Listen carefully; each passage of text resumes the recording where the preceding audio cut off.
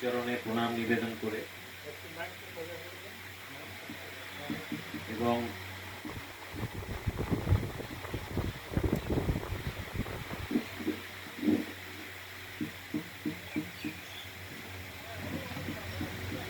Online অফলাইনে আজকের এই সাপ্তাহিক পাঠচক্রে উপস্থিত সকল ভক্তবৃন্দকে আমার সশুদ্ধ নমস্কার। আজকের এই অনুষ্ঠান কঠোপনিষদ পাঠ, আমরা ধারাবাহিকভাবে এই কঠোপনিষদ পাঠ করছি এবং কঠোপনিষদের প্রথম বল্লী প্রথম অধ্যায় আমরা পাঠ করছি। এই প্রথম অধ্যায়ে 25টি মন্ত্র আমরা পাঠ করেছি এবং তার ব্যাখ্যা এবং বঙ্গানুবাদ জেনেছি। আশা করি আপনাদের সকলেরই স্মরণে থাকবে। আমি একটুখানি তবুও আপনাদের স্মরণ করিয়ে দেব। তার আগে শান্তি মন্ত্র পাঠ। ওম সহনা ভবতু সহনৌ ভুনক্তু সহ বীর্যং করবাবহৈ তেজস্বী নাবধিতম অস্তু মা বিদ্বিষাবহৈ। ওম শান্তি শান্তি শান্তি।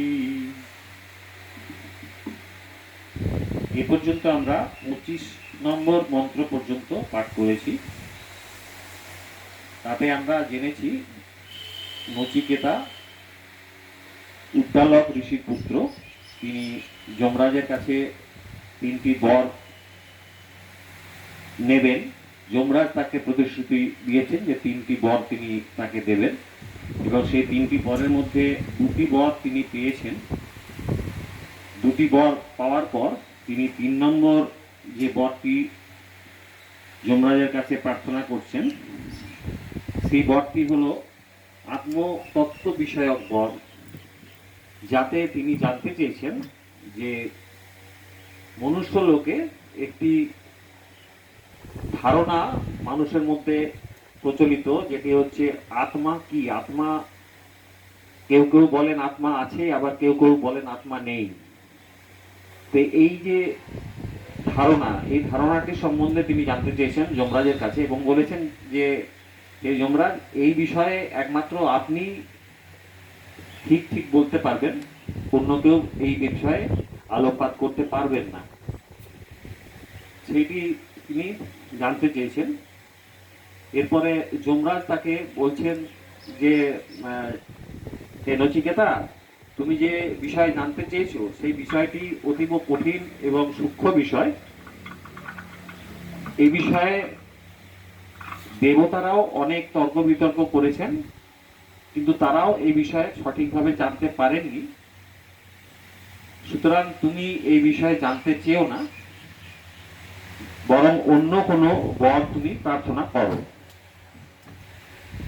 এই কথা শোনার পর নচিকেতার মনে হলো যে তাহলে এই যে বিষয়টি অত্যন্ত কঠিন বলছেন, অথচ দেবতারাও চেষ্টা করেছেন তর্ক বিতর্কের মাধ্যমে, কিন্তু তারাও পারেননি জানতে। যমরাজকে তিনি তখন বললেন, হে যমরাজ, আপনি তো বলছেন এটি অত্যন্ত কঠিন বিষয় এবং দেবতারাও জানতে পারেননি, তার মানে নিশ্চয়ই এটি মহামূল্যবান একটি বিষয়। তো সেই বিষয়টি আপনি একমাত্র বলতে পারবেন। আপনি ছাড়া এই বিষয়ে জ্ঞানপ্রাপ্ত আর কেউ নেই। সুতরাং আপনি আমাকে এই বিষয়ে অবগত করুন। এখন যমরাজ দেখছেন যে নচিকেতা প্রচন্ড বুদ্ধিমান এবং প্রতিভা সম্পন্ন একটি বালক হলেও তার মধ্যে কৌতূহল অসম্ভব এবং তিনি চাইছেন যে আত্মবিষয়ক যে তত্ত্ব, যে জ্ঞান, সেইটি লাভ করতে। তো তিনি খুশি হলেন এবং তিনি চাইছেন যে নচিকেতাকে এই বর তিনি দেবেন, কিন্তু তাকে পরীক্ষা করতে চাইছেন এইভাবে যে আত্মতত্ত্ব বিষয়ক জ্ঞানটি অত্যন্ত কঠিন জ্ঞান সত্যি কথাই, এবং সেটি যাকে তাকে দেওয়া চলে না। উপযুক্ত অধিকারী না পেলে এই জ্ঞানটি দেওয়া যায় না। এই জন্যই তিনি পরীক্ষা করে নিতে চাইছেন যে নচিকেতা কতটা অধিকারী, এ বিষয়ে জানার অধিকার তার কতটা আছে। সেই জন্য তিনি নানা রকম ভাবে তাকে পরীক্ষা করতে চাইছেন। হ্যালো, সে বিষয়ে একটু জোর। হ্যাঁ, সুতরাং তিনি এই ব্যাপারে জেনে নিতে চাইছেন ভালোভাবে যে নচিকেতা কতটা অধিকারী, কতটা জানার অধিকার তার আছে, সে এই জ্ঞানটা কতটা নিতে পারবে। যেহেতু তিনি একদমই বালক, সেই হিসাবে তিনি তাকে পরীক্ষা করতে চাইছেন। এবং এই কথা শোনার পর নচিকেতা যখন বললেন যে তার কৌতূহল বাড়ছে, তখন তিনি যমরাজ তখন নচিকেতাকে বলছেন যে দেখো, তুমি জানতে চাইছো, কিন্তু নানা রকম ভাবে তাকে প্রলোভিত করার চেষ্টা করছেন। কিরকম? তখন তাকে বললেন, তুমি এক কাজ করো, তুমি শতায়ু পৌত্র পৌত্রান এসব নাও, যত ইচ্ছে তুমি হাতি নাও, ঘোড়া নাও, সোনা দানা যত ইচ্ছে নাও, এবং তুমি নিজে 100 বছরের উপর যতদিন ইচ্ছে তুমি বাঁচতে চাও বাঁচো, এসব নিয়ে তুমি উপভোগ করো জীবনটাকে, কিন্তু এই বরটি চেও না। আবার বলছেন যে তুমি এসব তো নেবেই, তার সাথে সাথে তোমার জীবন ধারণের জন্য যা কিছু ভোগ সামগ্রী তুমি চাও, সেই সমস্ত ভোগ সামগ্রী তুমি নাও, যা কিছু চাই তোমার বলে মনে হয়, এবং সেইগুলিকে পাশাপাশি রেখে তার সমান্তরাল এই যে ব্রহ্মতত্ত্ব বিষয়ক জ্ঞান কি, যদি দুটি সমান হয় মনে হয় তোমার, তাহলে তুমি দুটির মধ্যে একটি নাও, ব্রহ্মতত্ত্ব নাও, অথবা তুমি তোমার ভোগ সামগ্রী যত ইচ্ছে তুমি নাও। তারপরে আবারও বলছেন যে তুমি পৃথিবীতে মনুষ্য লোকে, মর্ত লোকে যে সমস্ত জিনিস, যে সমস্ত ভোগ্য বস্তু তুমি পাবে না, যেগুলি তুমি স্বর্গলোকে পাবে, যেগুলো মনুষ্য লোকে দুর্লভ, সেই সমস্ত জিনিস তুমি স্বর্গলোকে পেয়ে যাবে, এবং সেগুলি তুমি নাও। যেমন তুমি এখানে বলেছেন হে রামা ইমা রামা সরথা সচুর্যা, তুমি অপ্সরাদের নাও, তুমি মনুষ্যলোকে যেগুলি পাবে না, যেগুলির জন্য দেবতারাও লালায়িত থাকেন, এবং যে সমস্ত ইচ্ছা অনুযায়ী যে কোনো জিনিস তুমি প্রার্থনা করো, যেগুলি তুমি ইহলোকে পাবে না, এবং এই সমস্ত নিয়ে তুমি তাদের স্বর্গলোকের যারা অপ্সরাগণ তাদের নিয়ে যাও, তাদের দিয়ে তুমি সেবা করাও, তাদের তুমি পরিচর্যা করাও, কিন্তু তুমি আমাকে চাপ দিও না এই ব্রহ্মতত্ত্ব বিষয়ক জ্ঞান দেওয়ার জন্য। এইসব জানার পরেও তিনি কিন্তু নচিকেতা কিন্তু কোনোভাবেই পিছু হটলেন না, তিনি তার কৌতূহল কিন্তু বাড়তেই থাকলো। এবং তিনি তখন সেই নচিকেতা তখন যমরাজকে আবার বলছেন যে আত্মজ্ঞান পাওয়ার জন্যে তার উৎসুক এতটাই বেশি, তিনি তখন নচিকেতাকে এইসব নিয়ে বলছেন। 26 নম্বর মন্ত্র। স্বভাবা মর্তস্য যদন্তৎ সর্বেন্দ্রিয়াণাং জরায়ন্তি তেজঃ অপি সর্বং জীবিতম অল্প এব তবৈব বাহাস্তব নিত্য গীতে। স্বভাবা মর্তস্য যদন্ত এক এতৎ সর্বেন্দ্রিয়াণাং জরায়ন্তি তেজঃ অপি সর্বং জীবিতম অল্পম এব তবৈব বাহাস্তব নিত্য গীতে। এখানে যদন্ত কৈতৎ বলে বলা আছে, যদন্ত কৈতৎ বলা আছে জ অন্ত এবং তার সাথে এত এতৎ যত এতৎ যুক্ত করে যদন্ত কৈতৎ কথাটি আছে। এখানে অন্তক কথাটি মাঝখানে ঢুকে আছে। যদ অন্তক, অন্তক মানে হচ্ছে মৃত্যুর দেবতা বা যমরাজ। এখানে বলা হচ্ছে হে অন্তক বা মৃত্যুর দেবতা, আপনি যা যা বর্ণনা করলেন, এই সমস্ত কিছু ভোগ্যবস্তু আমাকে দেওয়ার জন্য যা যা কিছু বললেন, সেগুলি হচ্ছে স্বভাবা। স্বভাবা কথাটার অর্থ হচ্ছে ক্ষণস্থায়ী ভোগ, খুব অল্প সময়ের জন্য এগুলিকে আমরা ভোগ করতে পারি। আর তার দ্বারা যে সমস্ত ভোগ্যবস্তুর দ্বারা তাদের দ্বারা প্রাপ্ত যে সুখ, সেগুলি আমরা খুব কম সময়ের জন্যই পেতে পারি, সেগুলি হচ্ছে ক্ষণস্থায়ী সুখ। তারপরে বলছেন মর্তাস্য সর্বেন্দ্রিয়ানাম যত তেজা এতৎ, এখানেও এরকমই আছে এতৎ তেজা, তার সাথে এই সর্বন জরায়ন্তী এক কথাটি ঢুকে আছে সর্বেন্দ্রিয়ানাম। এখানে বলছেন মর্তস্য মানে মানুষের, সর্বেন্দ্রিয়ানাম ইন্দ্রিয় সকলের, যাত তেজা যে তেজ এগুলিকে জরায়ন্তী মানে ক্ষীণ করে দেয়। এবং এই যে বলছেন যে এই সে যে সমস্ত ভোগ্য বস্তুগুলি যে সুখ প্রাপ্ত সুখ, সেগুলি মানুষের যে ইন্দ্রিয় আছে, যে সমস্ত ইন্দ্রিয় সকল দ্বারা আমরা চালিত হই, সেই ইন্দ্রিয়গুলিকে কি করে না ক্ষীণ করে দেয়, তাদের ক্ষয় করে দেয়, তাদের ক্ষমতা হ্রাস করে। এবং অপি সর্বম এছাড়াও সমস্ত জীবিতম অল্পম এব, এছাড়াও এই যে এই সমস্ত কিছু ভোগ যেগুলো সুখ ভোগ আমরা করতে চাই ভোগ্য বস্তু, সেগুলোর আয়ুও অত্যন্ত কম। এবং আমাদের যে জীবনকাল, যে জীবনকালটি আমাদেরও অত্যন্ত কম আয়ু। সেই এই আয়ুতে আমরা এই যে সমস্ত কিছু সুখ ভোগ করব, সেগুলি খুব কম সময়ের জন্য, অন্তিমকালের জন্য, অনন্তকালের জন্য তো নয়। সুতরাং কি বলছেন, অল্পম এব এগুলো অল্পই, তব বাহা, সেই জন্যই কি বলছেন আপনার এই সমস্ত বাহন, এই যে ওখানে রথের বাহন অশ্বাদি দিয়ে রথ নিয়ে যাওয়ার কথা বলেছিলেন, বলছেন এই সমস্ত বাহন রথ ইত্যাদি, আর নৃত্য গীতে অপ্সরাদের নাচ গান যে সমস্ত আপনাদের দিতে চেয়েছেন, আমাদের নাচ গান নিয়ে আমি থাকি বা সেবা করাই তাদের দিয়ে, তবে এই আপনারই থাক, আমার কোনো প্রয়োজন নেই। ইন্দ্রিয় সুখ যেগুলোতে আমরা পাই, সেই সমস্ত ভোগ্য বস্তু আমরা খুব ক্ষণস্থায়ী, এই কথাই বলছেন। এবং আমার যে জীবনকাল, সেই জীবনকালটিও অত্যন্ত কম, আমি তো অনন্তকাল বেঁচে থাকবো না। সুতরাং সেই এইটুকু সময়ের জন্য আমি এই সমস্ত সুখ ভোগ করতে চাই না। এবং ওই আপনার নৃত্য গীতে বা ইত্যাদি অপ্সরাদের যা সেবা, সেসবও আমি নিতে চাই না।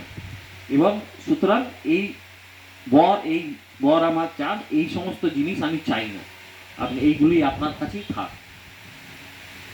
হে মৃত্যু দেবতা, আপনি যেসব ভোগ সামগ্রীর তালিকা দিলেন, সেগুলি সবই ক্ষণস্থায়ী, আগামীকাল পর্যন্ত থাকবে কিনা সন্দেহ।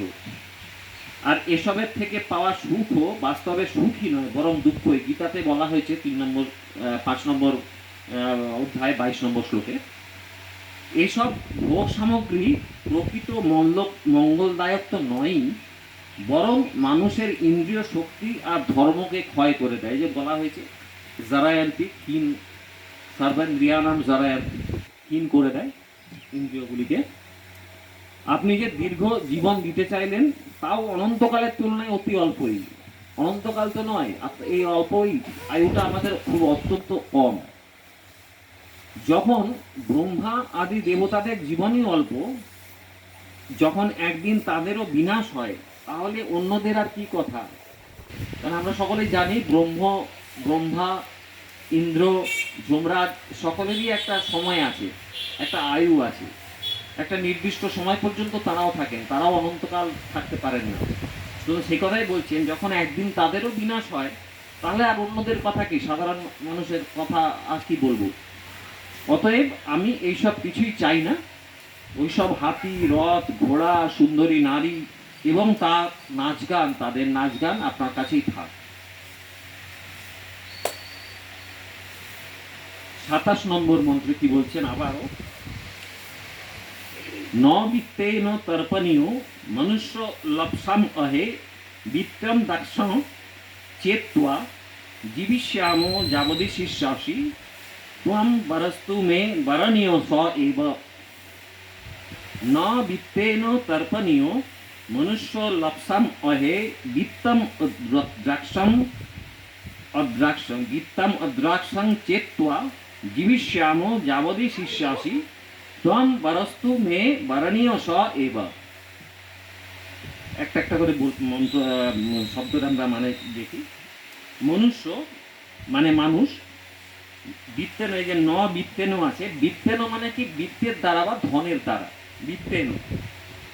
তর্পণীয়, ন তর্পণীয়, ন কথাটি জুড়ে এখানে তর্পণীয় সাথে জুড়ে ন তর্পণীয় হয়েছে। তর্পণীয় ন মানে হচ্ছে কোনোদিন তৃপ্ত হয় না।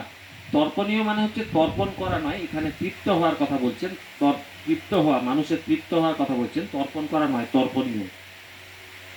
মানুষ কখনো ধনের দ্বারা তৃপ্ত হতে পারে না, যতই ধন দিন না কেন তাকে, সে কোনোদিনই তৃপ্ত হয় না।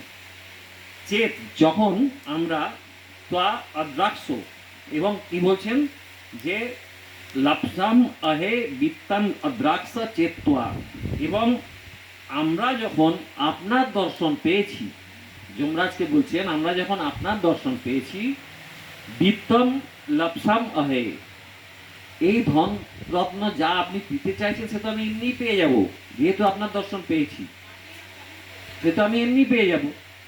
আর ত্বম যাবৎ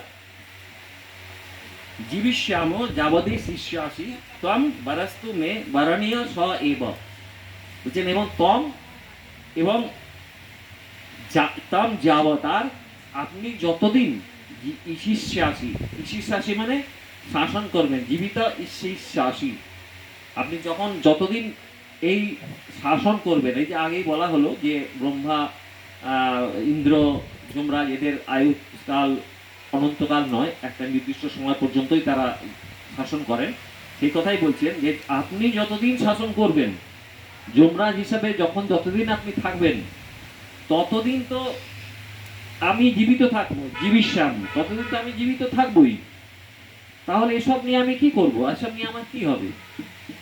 মে বারণীয় বারা তু, আবার বলছেন সেটাই, মে বারণীয় বারা তু, আমার চাওয়ার মতো বর স এব, এই আত্মজ্ঞানী, এই আত্মজ্ঞানী আমার চাওয়ার মতোই বর, এই বরটি আমার চাই, অন্য কোনো বর আমি চাই না। আপনি তো জানেন ধনের দ্বারা মানুষ তৃপ্ত হয় না। আগুনে ঘি ঢাললে যেমন আগুন আরো তেজে দাউ দাউ করে জ্বলে ওঠে, সেই রকম ধন এবং ভোগের প্রাপ্তিতে ভোগ বাসনা আরো তীব্রভাবে বৃদ্ধি পায়। তৃপ্তি কোথায়? সেখানে তো দিনরাত শুধুই অপূর্ণতা, ফলে সর্বদাই জ্বলে মরতে হয়। কাজে ওইরূপ দুঃখদায়ক ধন এবং ভোগ কোনো বুদ্ধিমান ব্যক্তি চাইতে পারে না। আমার জীবন রক্ষার জন্য যতটুকু ধনের প্রয়োজন সেটুকু তো আপনার দর্শনের ফলে আমি এমনি এমনি পেয়ে যাব। দীর্ঘ জীবনের কথা আর কি বলবো, সেও আপনি যতদিন মৃত্যুর অধীশ্বর থাকবেন ততদিন আমার মরণেরও ভয় নেই। আপনি যতদিন আছেন যমরাজ হিসাবে ততদিন আমার মরণের ভয় নেই, সুতরাং আমি ততদিন জীবিত থাকব। অতএব কোনো দিক দিয়েই অন্য কোনো বর যাচ্ছা করা আমার ধারণায় যুক্তিসঙ্গত নয়। কোনোভাবেই সে মানে মানতে চাইছে না যে এইসব বরগুলো অন্য কিছু আমি নেব, একমাত্র এই আত্ম বিষয়ক জ্ঞানটি আমার চাই। আমার ধারণায় যুক্তিসঙ্গত নয় অন্য কোনো বর যাত্রা করা। আমার প্রার্থনা একমাত্র ওই আত্মতত্ত্ব বিষয়ক জ্ঞান, এর পরিবর্তে অন্য কোনো বরই আমার কাম্য নয়। এই 27 নম্বরে এইটি বলছেন, অন্য কোনো বর তিনি নিতে চাইছেন না, একমাত্র আত্মতত্ত্ব বিষয়ক যে বর, যা জ্ঞান, সেটি তিনি চাইছেন। আজকে এই পর্যন্তই। এই প্রথম অধ্যায়ের প্রথম বল্লিতে আর দুটি মন্ত্র আছে, 28 এবং 29, এই দুটি আমরা পরের দিনে শেষ করব।